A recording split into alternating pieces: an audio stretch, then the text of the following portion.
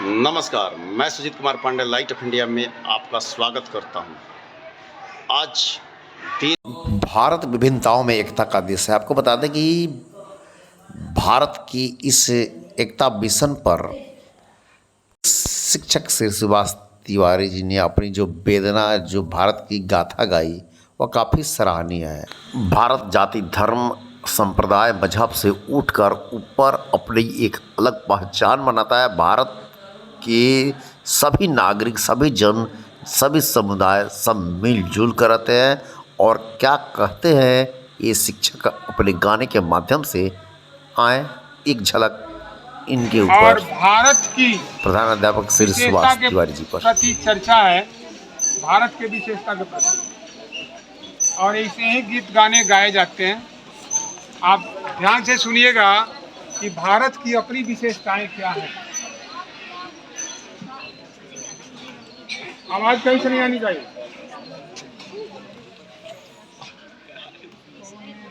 चिड़ियावा कहाला हमर देश हो,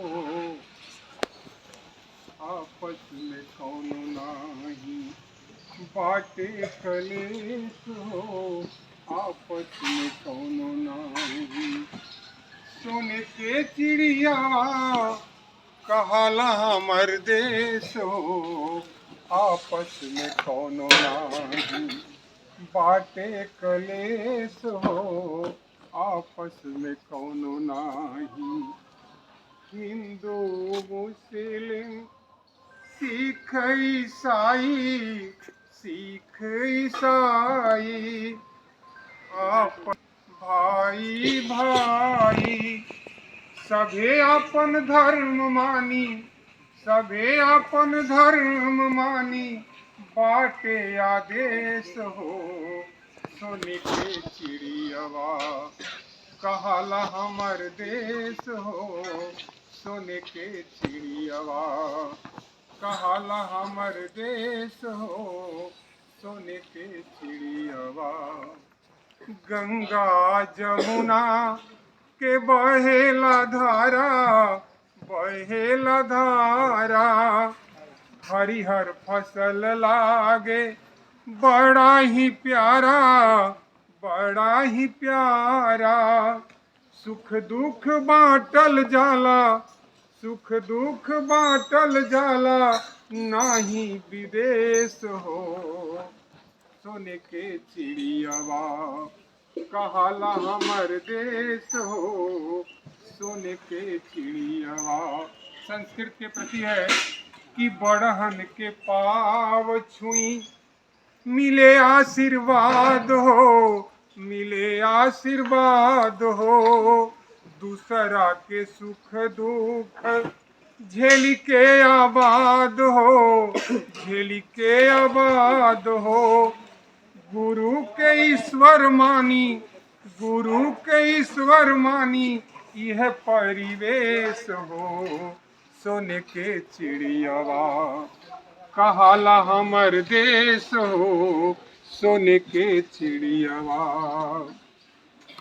चारुए बगल बाटे पर्वत पहाड़ हो, पर्वत पहाड़ हो। देश के रक्षा के बड़हन बयाड़ हो, बड़हन बयाड़ हो। सीमा के धाक माने, सीमा के धाक माने, अरे देशवा विदेश हो। सोने के चिड़ियावा कहाला हमर देश हो, सोने के चिड़ियावा। ले हथियार डांटे देश के जवान हो, देश के जवान हो। देश के रक्षा में दिल बलिदान हो, दिल बलिदान हो। पड़ी जरूरत तांडव, पड़ी जरूरत तांडव, करी है महेश हो। सोने के चिड़ियावा कहाला हमर देश हो, सोने के चिड़ियावा। अंतिम कड़ी है संदेश के प्रति कि होली दिवाली मनावे पूरा देश हो, मनावे पूरा देश हो। ईद बकरीद के भी चर्चा विशेष हो, चर्चा विशेष हो। शांति में प्राण बसे, शांति में प्राण बसे, चर्चा विशेष हो। सोने के चिड़ियावा कहाला हमर देश हो, सोने के चिड़ियावा।